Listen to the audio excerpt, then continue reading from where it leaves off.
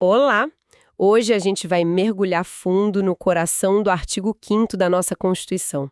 Sabe aquela ideia que parece, assim, super simples? Todos são iguais perante a lei. Parece óbvio, né? Exato. Mas a gente sabe, instintivamente, que a vida real é, bom, cheia de diferenças. E é aí que mora a grande sacada e também o grande desafio da nossa Constituição. Como ela lida com essa contradição, né? Isso. O nosso tema de hoje é o direito à igualdade, ou isonomia, um assunto, sim, crucial e, claro, figurinha carimbada em qualquer concurso público. Exatamente. E a nossa missão hoje é justamente desvendar esse quebra-cabeça. Não se trata de ignorar as diferenças, mas de saber quando e como a lei deve agir sobre elas. Entendi. E para fazer isso, a gente precisa entender as duas faces da moeda. A Constituição fala em igualdade de um jeito geral, no caput do artigo 5º, e depois de um jeito específico, no inciso 1º, dizendo que homens e mulheres são iguais em direitos e obrigações. Certo. Mas por trás dessa frase tem um universo que separa o que a gente chama de igualdade formal da igualdade material. Ok, vamos desmembrar isso então. Vamos começar pelo começo, pela regra geral. O que está escrito na lei? O que seria essa primeira face, a igualdade formal? A igualdade formal ela é o ponto de partida. É a ideia de que a lei não pode ter, digamos, favoritos. Ela deve ser aplicada a todo mundo do mesmo jeito. Sem criar distinções. Sem criar distinções ou privilégios. É um princípio que proíbe o Estado de criar discriminações abusivas. Historicamente, essa noção nasce com os chamados direitos de primeira geração. Direitos de primeira geração, só para a gente situar, estamos falando daqueles direitos de liberdade, certo? Direito de ir e vir, de expressão. Isso. Foram as conquistas das revoluções liberais, como a francesa. A ideia era limitar o poder absoluto do Estado sobre o indivíduo. A mensagem era clara: perante o Estado, todo cidadão é igual. E é essa a base que está lá no artigo 5º. É a base que está no caput do artigo 5º e no inciso 1º. É a promessa de um tratamento imparcial para todos. Entendido. É o alicerce. Mas a vida, como a gente falou, é bem mais complicada. E para entender a outra face da moeda, a igualdade material, o material que a gente recebeu trouxe uma história ótima. Uma história excelente. É sobre duas irmãs com personalidades totalmente opostas. De um lado, tinha a irmã Ann, CDF, a nerd clássica, sabe? Chegava da escola, tomava banho, almoçava e já ia estudar. Organização em pessoa. E do outro lado, a irmã do lema "Vamos viver o hoje, porque o amanhã a Deus pertence". Exato, ela queria mais era brincar na rua, ver televisão, aproveitar a infância.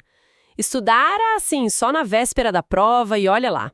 E o conflito, aquela sensação de que algo não estava certo, explodia no famoso dia do boletim.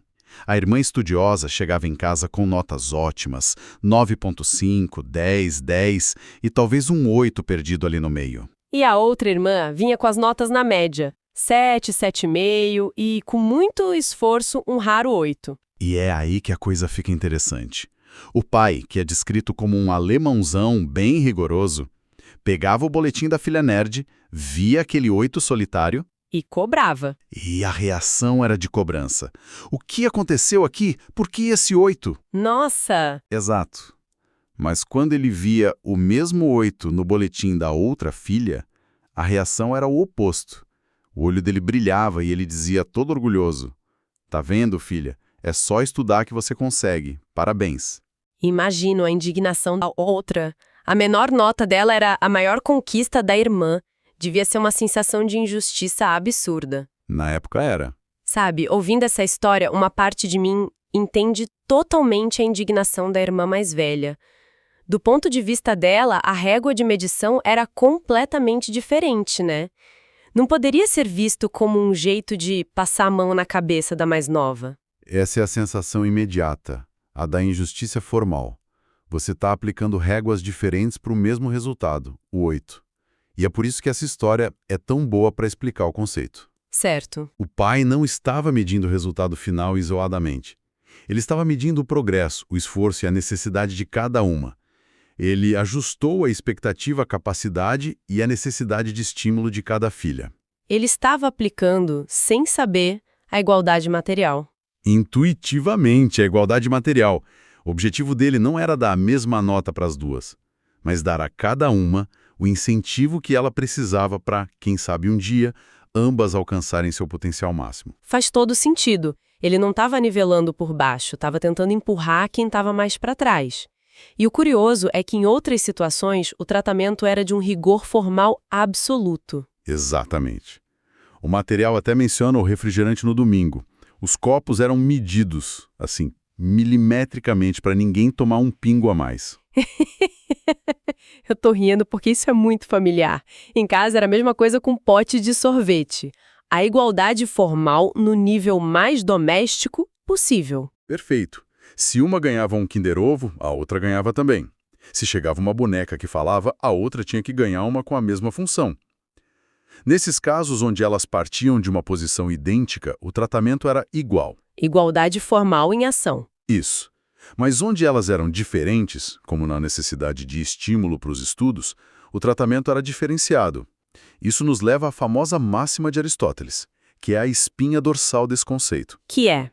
A verdadeira igualdade consiste em tratar os iguais de forma igual e os desiguais de forma desigual na medida de suas desigualdades. Essa história do pai tratando as filhas de forma diferente é ótima em um nível pessoal, mas me faz pensar, como você aplica essa sabedoria de pai num país de 200 milhões de pessoas? O Estado não pode dar um tapinha nas costas de cada um. Boa pergunta. Imagino que é aí que entram as políticas públicas, as tais ações afirmativas, não é? Exatamente aí. As ações afirmativas são as ferramentas que o Estado usa para tirar a igualdade material do papel e trazer para a realidade. E para quem estuda para concurso, é fundamental conhecer os sinônimos. Que são Discriminações positivas ou ações reversas. discriminação positiva, soa até contraditório. Parece, né? Mas a ideia é justamente essa. Criar uma distinção para corrigir um desequilíbrio já existente. Um exemplo prático disso seria a legislação trabalhista. É um exemplo clássico. Numa relação de trabalho, vamos combinar, o empregador e o empregado não estão em pé de igualdade. O poder econômico e de decisão está, na maioria das vezes, com o empregador. Claro. Por isso, a lei cria uma série de proteções para o trabalhador, férias, 13º, FGTS, para tentar equilibrar essa balança. É o Estado agindo para proteger a parte mais fraca da relação. Isso nos leva a um ponto que, à primeira vista, parece uma grande contradição na própria Constituição. O inciso 1º do artigo 5º diz que homens e mulheres são iguais. Ponto. Certo? Certo. Mas ao longo do texto constitucional, a gente encontra vários dispositivos que os tratam de forma diferente. Como se explica isso?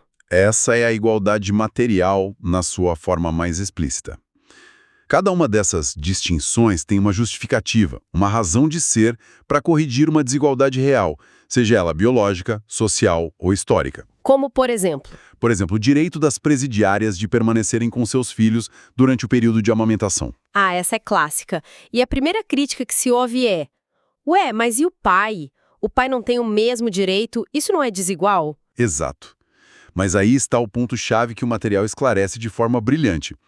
Essa proteção não é um privilégio para a mãe, é um direito da criança. Da criança. Para se dar essa parte tão preciosa da juventude que precisa de um vínculo imediato com sua mãe e de ajuda no cuidado social. O direito ao aleitamento materno, ao vínculo inicial, é do bebê. A lei está protegendo o mais vulnerável naquela situação, que é o recém-nascido. A distinção se justifica por causa de um terceiro. Entendi. O foco é a criança. Isso me lembra da discussão sobre a licença gestante.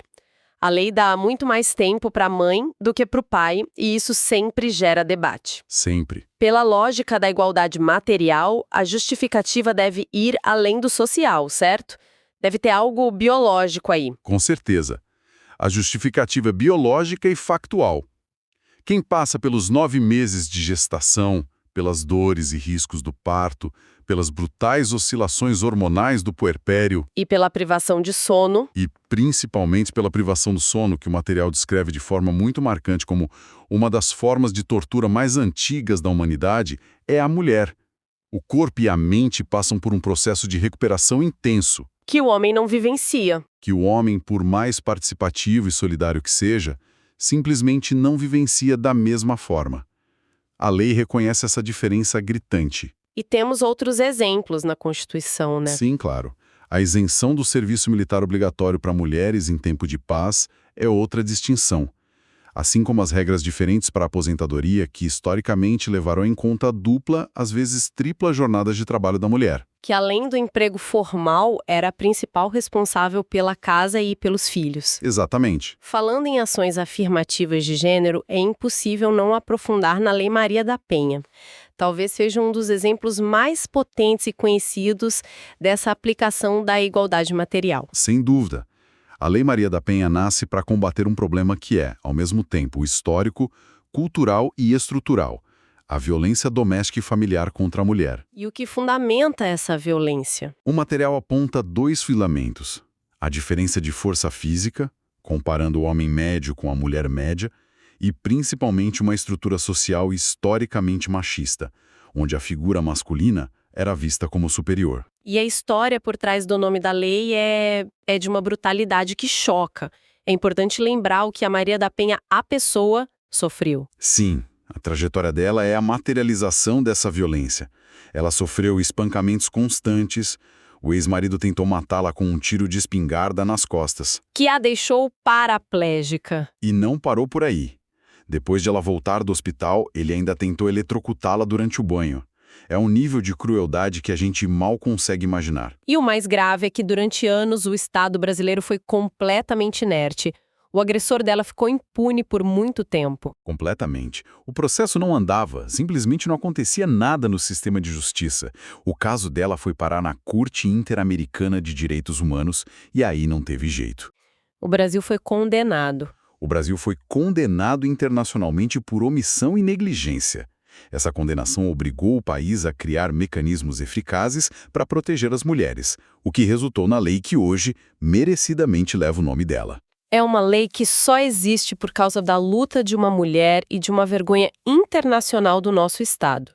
O material ainda traz uma pequena história que mostra como essa cultura de violência era normalizada. Sim, a história da avó da narradora. Ela conta que a avó apanhou a vida inteira do marido, mas para ela a ideia de se separar era inconcebível. Inconcebível. O medo do que os vizinhos, a família, a sociedade iam pensar é maior que o sofrimento físico.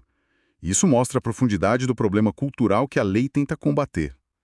A Lei Maria da Penha é, portanto, o Estado reconhecendo essa vulnerabilidade histórica. E criando ferramentas mais duras e específicas para proteger a mulher nesse contexto. Exato. A violência é um campo crucial, mas não é único.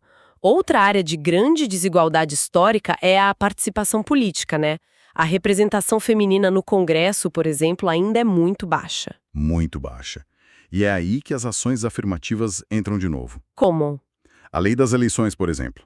Ela estabelece uma cota, um percentual mínimo de candidaturas para cada gênero, na prática para mulheres, que os partidos são obrigados a preencher. A ideia é forçar uma maior inclusão. É quebrar a tendência histórica de chapas quase que exclusivamente masculinas. E não basta só garantir a candidatura, imagino. Uma campanha custa dinheiro. Existe alguma ação nesse sentido também? Sim, e essa é uma medida complementar e fundamental.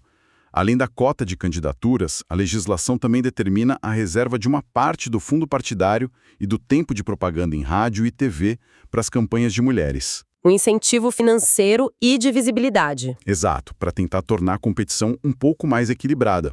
Juntando isso com outros mecanismos de proteção à mulher no mercado de trabalho, a gente tem um conjunto de ações que buscam corrigir esses desequilíbrios. Então, recapitulando a nossa jornada de hoje. A gente saiu daquela frase simples, todos são iguais, e mergulhou num universo muito mais complexo. Bem mais complexo. A igualdade não é só tratar todo mundo de forma idêntica, que é o que a gente chamou de igualdade formal. Isso é só o começo. É o começo. A verdadeira busca pela justiça exige reconhecer as diferenças, os desequilíbrios históricos, sociais e biológicos e, quando necessário, criar ações concretas para compensar isso. Essa é a igualdade material. E as ações afirmativas são as ferramentas para construir essa ponte rumo a um equilíbrio real. E assim, nossa análise de hoje termina mostrando que a igualdade não é um ponto de partida, mas sim um destino. Um ideal que a gente constrói ativamente, às vezes, paradoxalmente, tratando as pessoas de forma diferente. Para que um dia elas possam ser, de fato, verdadeiramente iguais. Exato. E nós analisamos a fundo as distinções baseadas em gênero, que são um campo fundamental dessa discussão, mas essa é apenas uma das frentes, né? Apenas uma. O debate sobre igualdade material fica ainda mais profundo e muitas vezes mais acalorado quando a gente aborda outras ações afirmativas, como as que envolvem identidade de gênero e, principalmente, as políticas de cotas raciais. Que geram controvérsias intensas até hoje. Exatamente. Isso nos deixa com uma questão para pensar. Se o objetivo final da igualdade material é que essas distinções compensatórias um dia não sejam mais necessárias, como uma sociedade determina o momento em que esse equilíbrio foi alcançado? Quando uma ação afirmativa deixa de ser um remédio e corre o risco de se tornar uma distinção permanente? Fica a reflexão. Se este conteúdo te ajudou nos seus estudos para concursos públicos, aproveite e assista agora a outros vídeos de nosso canal. Aqui você encontra material gratuito, dicas de estudo e conteúdos atualizados para concursos públicos. Inscreva-se no canal, ative o sininho para não perder nenhuma aula, compartilhe com outros concurseiros e deixe seu comentário com dúvidas ou sugestões. Pode Passar Cast, conteúdo certo para quem estuda para passar em concurso público.